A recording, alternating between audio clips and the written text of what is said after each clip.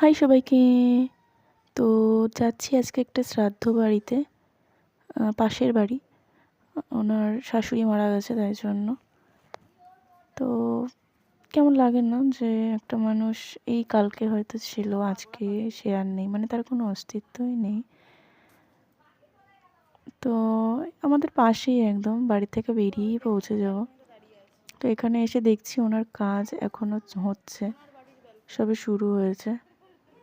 তো আমরা বেশিক্ষণ না বসে এখানে খেতে চলে এসেছি। তো নিরামিষ করেছে, আর সব রান্নাগুলো খুব ভালো হয়েছে। সব নিরামিষ রেসিপি করেছে। প্রথমে ভেজ ডাল, রাইস, বেগুনি, এখানে আরও ছিল পনির, এঁচোড়ের একটা রেসিপি, মানে রেসিপিগুলো খুবই সুন্দর। তারপরে একটা দই দিলে লাস্টে।